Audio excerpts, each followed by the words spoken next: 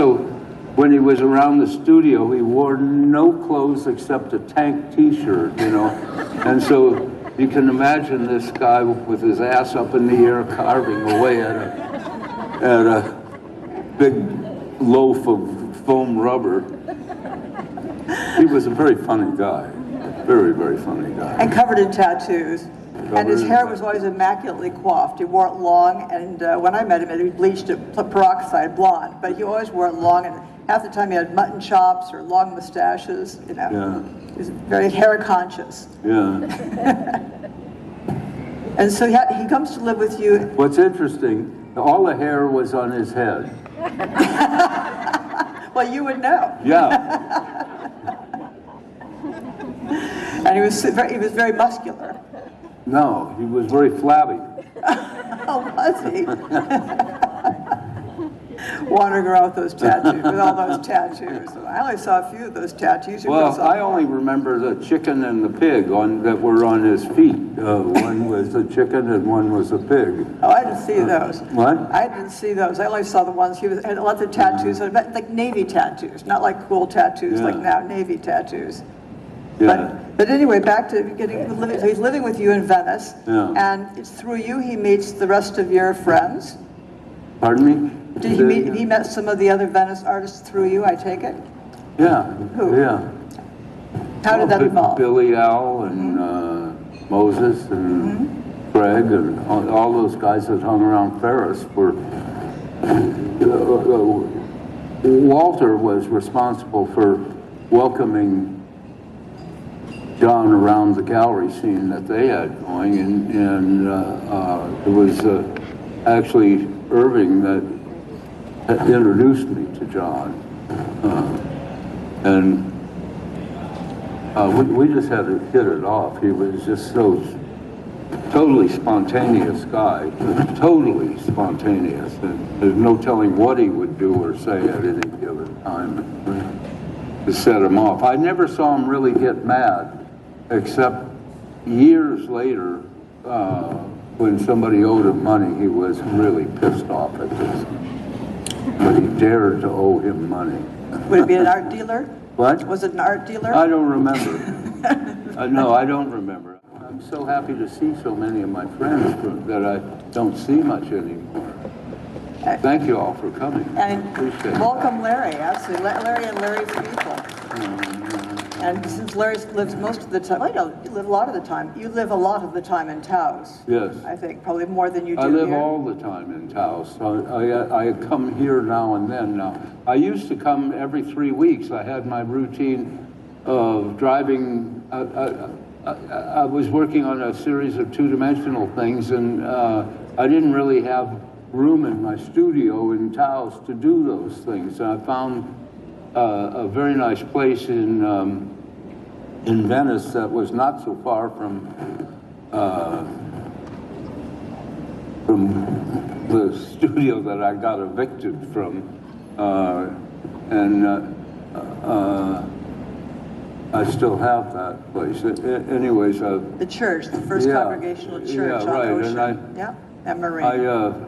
my routine was to come here, work for 3 weeks, go home, make more of the materials that I was doing these two-dimensional things with, and use them up, and then go home, make more. And it went on for about 5 years, and it was an incredible series, and the energy. He would live in, he changed studios in New York 3 times or more. He had a studio in Florida, a studio. He didn't need a studio in LA because he could live at Larry's. Well, he was always welcome at my place. Tell me about I wanted to say one thing briefly, going back to, for people who don't know the history of LA art. So Larry's talking about Walter Hopps introducing John around to all of his friends from the Venice art scene that were showing in Paris. That would be, Robert Irwin, and that would be, yes, exactly, Ed Moses and different people in George Hurst. But a lot of those people, Walter Hopps would know them because a lot of those artists were actually in the Art of Assemblage show in 1961 at the Museum of Modern Art, done by Bill Seitz. And Walter Hopps and Bill Seitz were great friends, and John Chamberlain was in that show. So when John Chamberlain came out here, he had a history of already knowing some of the people who were living and working out here. And his integration here was really through assemblage sculpture, which is, of course, hugely prominent here through Ed Kienholz and Wallace Berminger, and that was very much how Ferris started with Walter Hopps. But when he comes to work with you, he also shows, he's already moving out of that dimension when he shows at Dwan in and by the way, so Virginia Dwan is another art gallery in LA that comes up and opens in Westwood, and shows a whole different kind of roster of artists from Ferris, but is a competitor for the most important art shows of that time in the 60s. And it opens on Lynbrook. And so John Chamberlain has a show there. These are not car parts sculptures. They're foam rubber knots, over 20 of them. And you probably remember that. So the foam rubber idea that he had from carving the sofa that was in Larry's studio, eventually he went and got foam rubber, and he would just manually torque them and tie them in knots or wrap them in with string. And he put there more than 21 of them on pedestals. So you walked in the room, all you saw was a sea of foam rubber knots that was widely praised in a surprising way, but very much a part of the use of new materials that was coming up at the time. And I think it's shortly after that he works with even newer materials when he comes to work with you and start working with your systems, your vacuum-coated systems. What year do you think that starts? Well, I didn't do any vacuum forming. Not vacuum forming, the coating systems that you're doing. How did the sculptures with John Chamberlain come about? How did these sculptures get made? Well, he had some idea that he wanted to bring transparency into the structures that he was making, and so he had a bunch of plexi boxes made, square boxes, something like a pedestal for something else, except out of clear acrylic, and he took them to had these things made and took them to somebody who had a big oven, like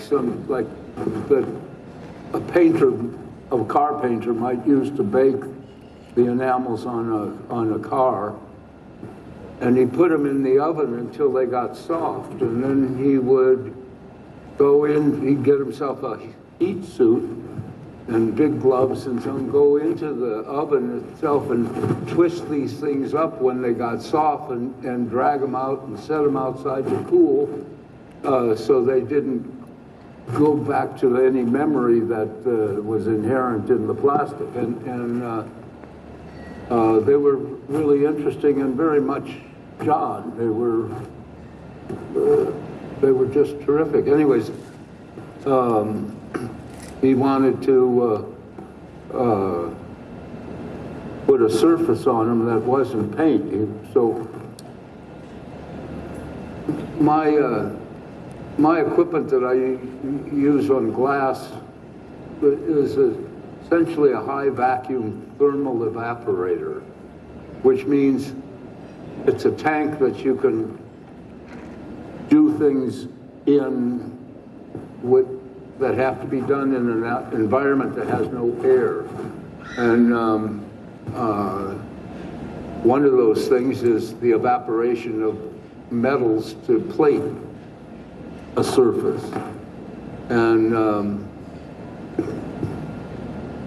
at that time I was using a lot of aluminum in the metal that I was depositing on things, and then overcoating it with a form of quartz called silicon monoxide. And the quartz was the layers were very thin, and the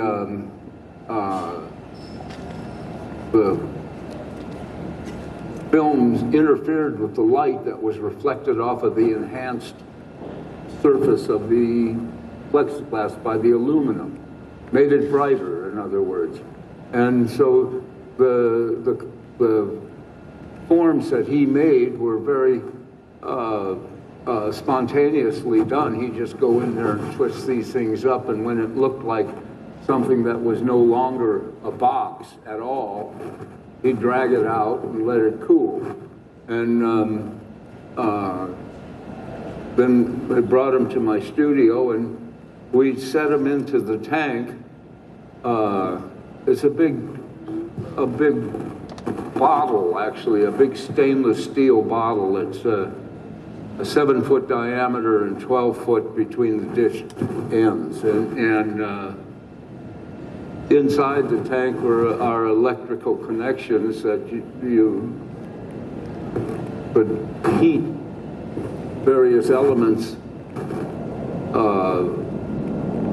and heat them up to the point where they reached what's known as a vapor pressure. It was in the system, in proximity to the vapor stream, got coated. Well, the convolutions of his forms caused some of the coating to be very bright on the surface where it was thicker.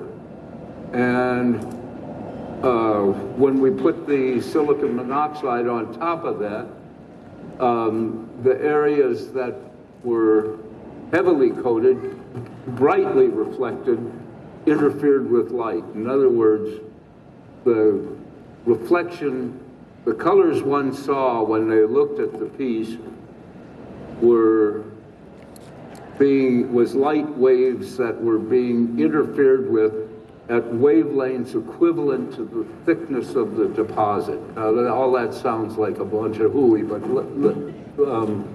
in fact, a good example of that is a little bit of gasoline on a puddle of water at a filling station. The reason you see those rainbow colors is because their thickness is equivalent to the wavelength in the visible spectrum where those colors live.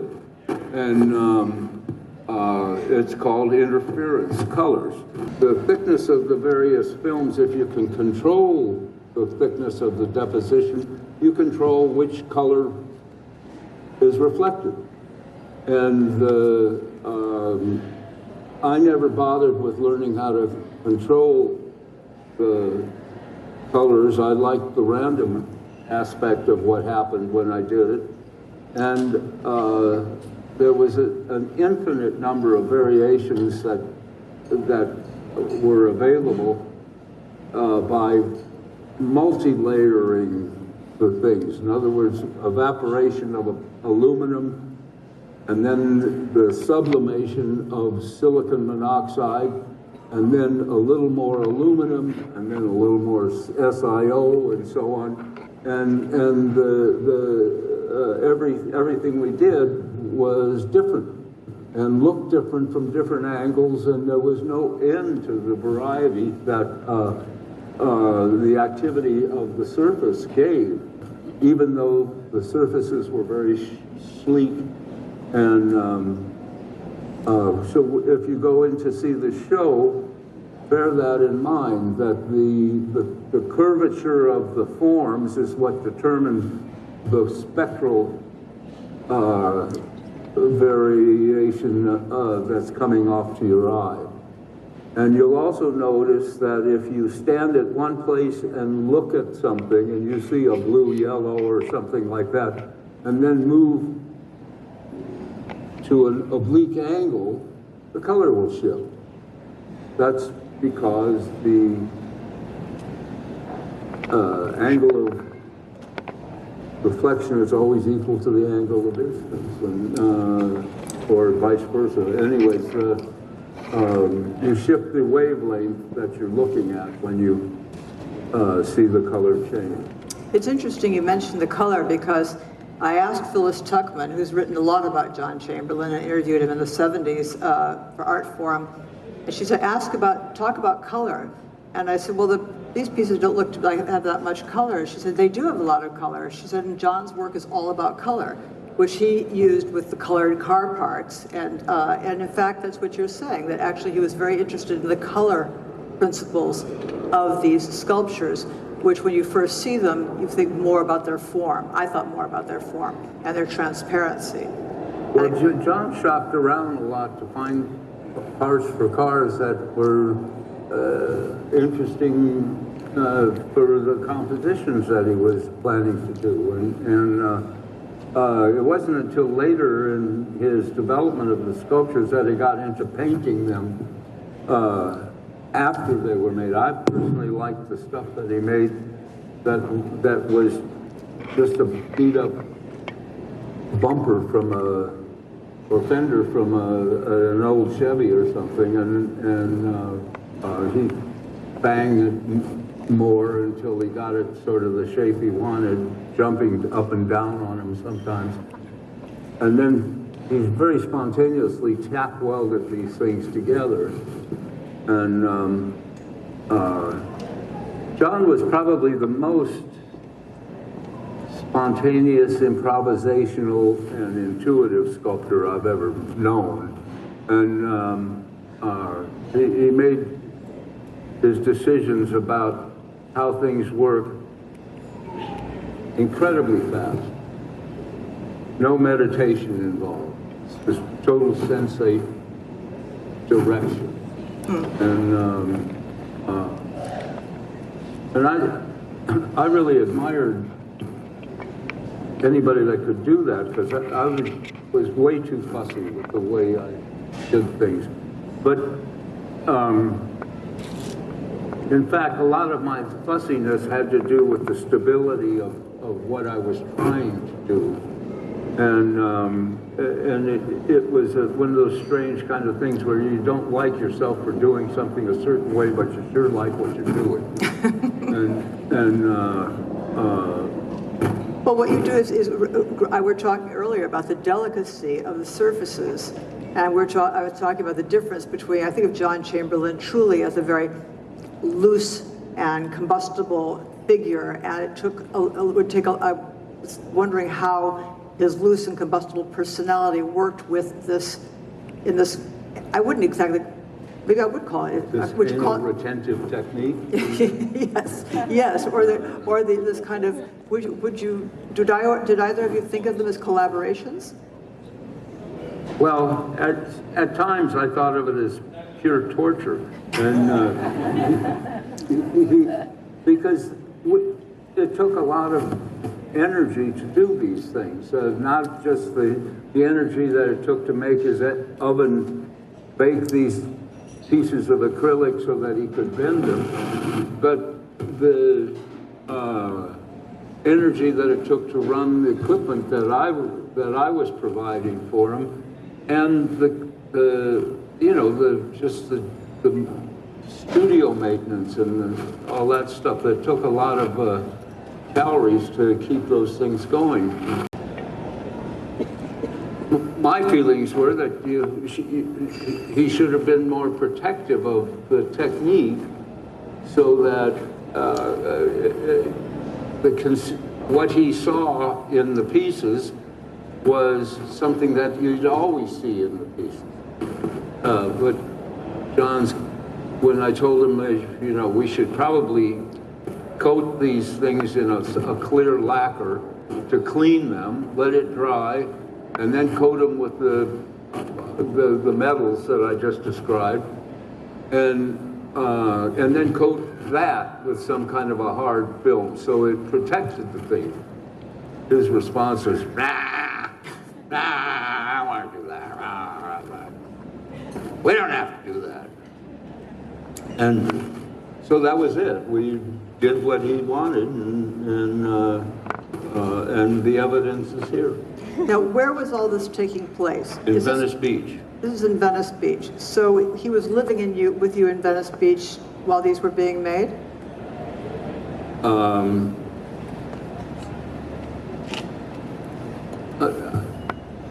I'm not sure if he was living. He lived there for a while when we weren't working on his stuff too, and he was doing things like carving little rubber things, and during the time that we were coating the plastic, he was around, but that didn't take that long. It was, maybe what took a long time was the the forming of the objects prior to the deposition. And then when he finally had enough of them to satisfy his need for doing stuff, he brought them in to me, and we would play with them.